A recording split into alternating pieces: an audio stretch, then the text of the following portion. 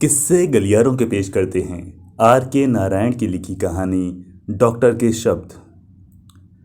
Doctor Raman के पास मरीज बीमारी के आखिरी दिनों में ही आते थे। वे अक्सर चिल्लाते, तुम एक दिन पहले क्यों नहीं आ सकते थे? इसका कारण भी साफ था, डॉक्टर की बड़ी फीस, और इससे भी ज़्यादा महत्वपूर्ण बात ये कि कोई ये नहीं मानना चाहता था कि आखिरी समय आ गया है और डॉक्टर रमन के पास जाना चाहिए। आखिरी समय और डॉक्टर रमन जैसे एक दूसरे से मिलजुल गए थे। इस कारण वे उनसे डरने भी लगे थे।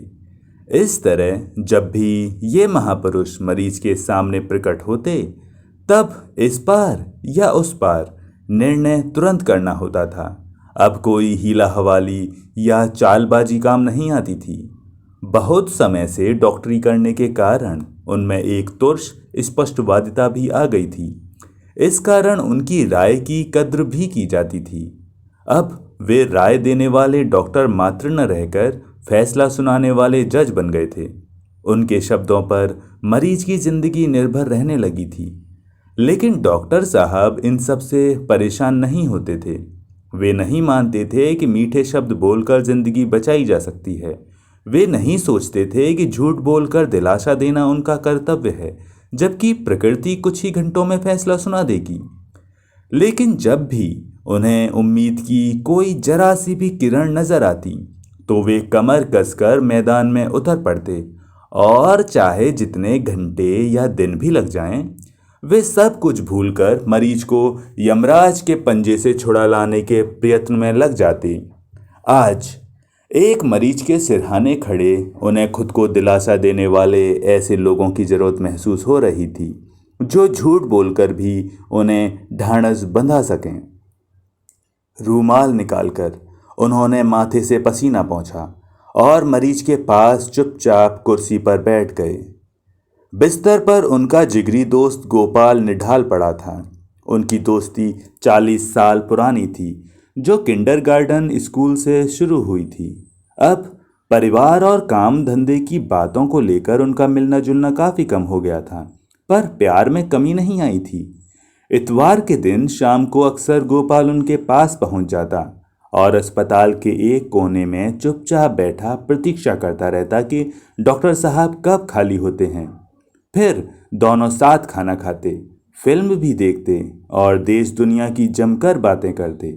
ये उनकी स्थायी मित्रता थी और इसमें वक्त और हालात का कोई असर नहीं पड़ा था।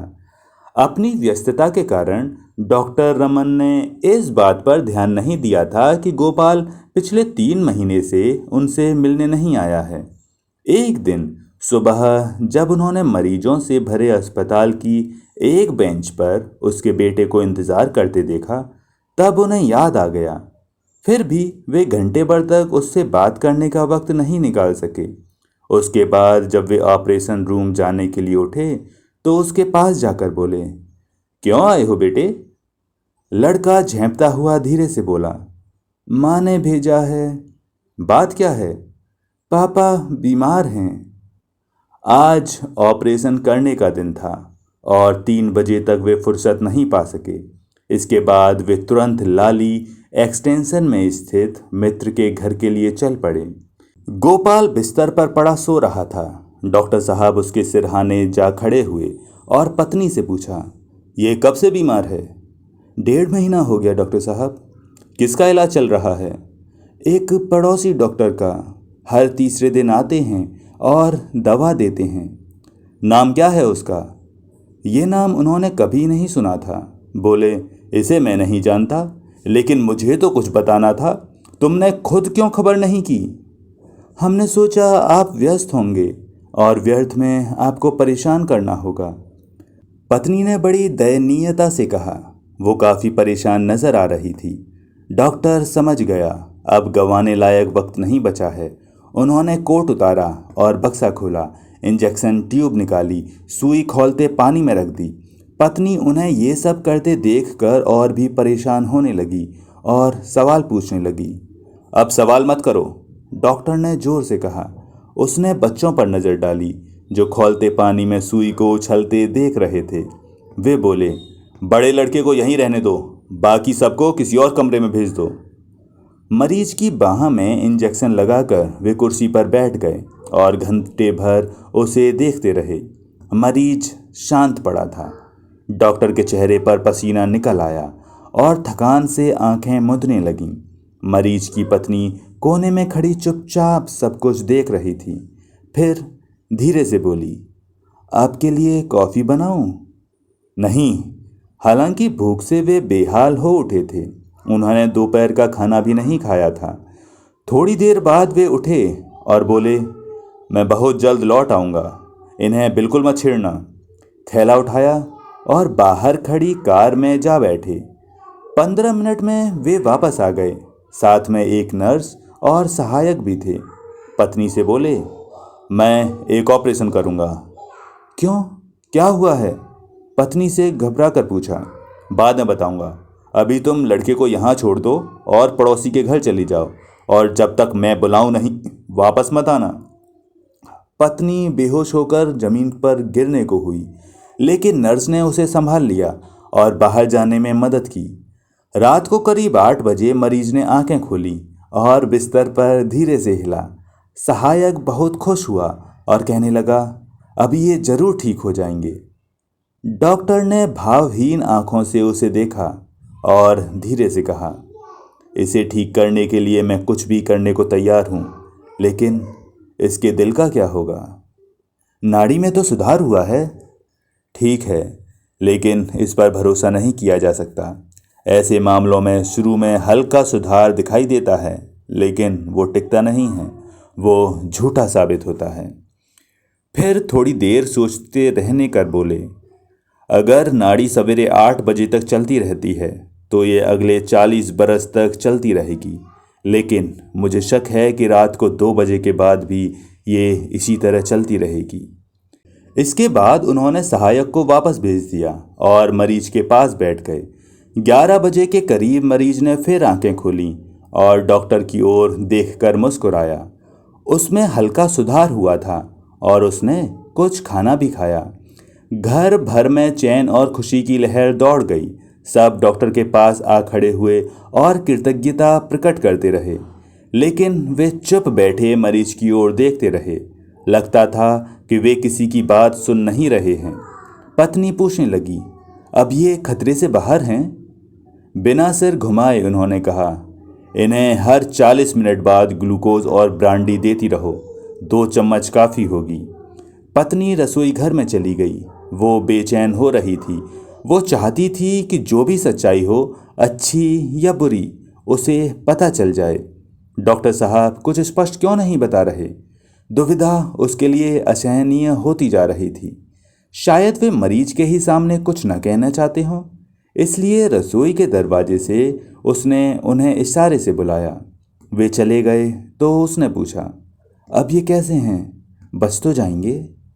डॉक्टर ने होंठ काटे और जमीन की ओर देखते हुए धीरे से कहा, अपने पर काबू रखो, इस वक्त कोई सवाल मत करो। भय से पत्नी की आंखें फैल गईं। उसने उनके हाथ कसकर पकड़ लिए और कहने लगी, मुझे सच बता दीजिए, इस वक्त मैं तुमसे बात नहीं करूँगा। ये कहकर वे कुर्सी पर जाकर फिर बैठ गए। पत्नी ने चीख कर रोना शुरू कर दिया।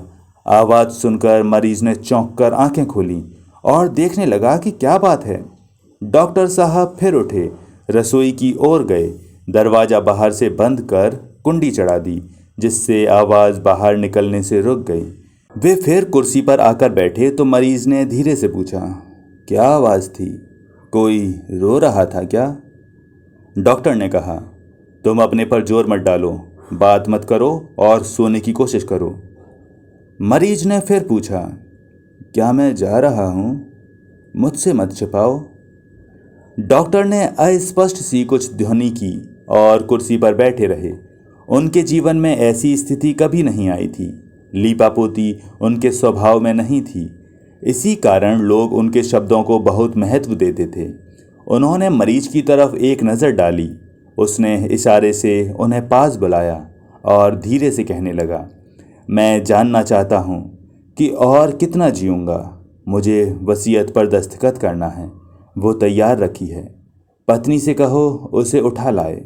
तुम गवाह के दस्तखत कर देना। डॉक्टर बोला, इस वक्त अपने पर दबाव मत डालो, शांत रहने की कोशिश करो। लेकिन ये कहते हुए वे स्वयं को मूर्ख महसूस कर रहे थे। सोचने लगे, कितना अच्छा हो मैं इस सब से बचकर किसी ऐसी जगह चला जाऊं जहां मुझसे कोई सवाल न पूछा जा सके। मरीज ने अपने कमजोर हाथों से डॉक्टर की कलाई फिर से पकड़ ली और जोर देकर कहने लगा, राम, ये मेरा सौभाग्य है कि इस वक्त तुम यहाँ मेरे पास हो। मैं तुम्हारे शब्दों पर विश्वास कर सकता हूँ। मैं जायदाद का मामला सुलझाकर जाना चाहता हूँ, नहीं तो मेरे बाद पत्नी और बच्चों को बड़ी परेशानी का सामना करना पड़ेगा। तुम्हें सुब्बिया और उसके लोगों की जानकारी है। वक्त रहते मुझे दस्तखत कर लेने दो। बताओ। ठीक है, लेकिन जरा ठहरो, डॉक्टर ने उत्तर दिया। फिर वे उठे और बाहर अपनी गाड़ी में जाकर बैठ गए। सोचने लगे। घड़ी देखी, आधी रात हो चुकी थी। वसीयत पर दस्तखत होने हैं तो 2 घंटे में हो जाना चाहिए, नहीं तो। वे संपत्ति के बारे में जिम्मेदार नहीं होना चाहते थे। घर की समस्याओं का उन्हें अच्छी तरह ज्ञान था और सुब्बिया तथा उसके लोगों की भी उन्हें सही जानकारी थी। लेकिन इस वक्त वे क्या कर सकते थे? अगर वे वसीयत पर दस्तखत करने की सुविधा उसे दे देते हैं तो ये उसकी मौत का परवाना भी हो सकता है, क्योंकि इसके कारण जीवित रहने की उसकी कोशिश एकदम खत्म हो जाएगी। वे गाड़ी से निकले और घर की ओर चल पड़े। फिर कुर्सी पर जाकर बैठ गए। मरीज बराबर उनको देखे जा रहा था। डॉक्टर ने खुद से कहा, अगर मेरे शब्द इसे बचा सकते हैं तो इसे मरना नहीं चाहिए। वसीयत की फिर क्यों ज़रूरत है? वे बोले, सुनो गोपाल, ये पहली दफ़ा वे अपने मरीज के सामने नाटक करने जा रहे थे, झूठ बोलकर जीने की उसकी इच्छा जगाने। मरीज के ऊपर झुककर वे जरा ज़्यादा जोर देकर बोले, तुम वसीयत की फिक्र मत करो, तुम जियोगे, तुम्हारा दिल बहुत मजबूत है। ये सुनते ही मरीज के चेहरे पर चमक आ गई। संतोष की सांस भरकर उसने कहा, तुम कह रहे हो ये? तुम्हारे मुंह से निकली बात जरूर सच होगी। डॉक्टर ने कहा, हाँ, मैं कह रहा हूँ। तुम हर क्षण ठीक हो रहे हो। अब सो जाओ, गहरी नींद में सो जाओ। मन में सब परेशानियां निकाल दो। मैं सवेरे तुमसे मिलूंगा। मरीज ने कृतज्ञ भाव से डॉक्टर की ओर देखा और फिर आंखें बंद कर ली। डॉक्टर ने अपना बैग उठाया और धीरे से दरवाज़ा बंद करके बाहर निकल गया।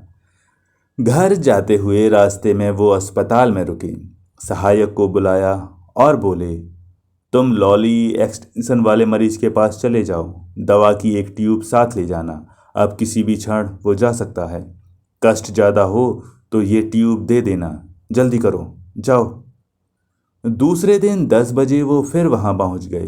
कार से निकलते ही मरीज के कमरे की ओर तेजी से गए। मरीज जाग रहा था और ठीक दिख रहा था। सहायक ने बताया कि नब्ज सही चल रही है। उसने स्टेथोस्कोप मरीज के दिल पर रखा, कुछ देर सुना और पत्नी से बोला, देवी, अब खुश हो जाओ, तुम्हारा पति 90 साल तक जिंदा रहेगा। अस्पताल लौटते हुए सहायक ने डॉक्टर से पूछा, सर, क्या वे जीवित रहेंगे? अब मैं शर्त लगाकर कह सकता हूं कि गोपाल 90 साल तक जिंदा रहेगा, लेकिन मेरे लिए हमेशा ये पहेली बनी रहेगी कि वो ये हमला कैसे झेल गया।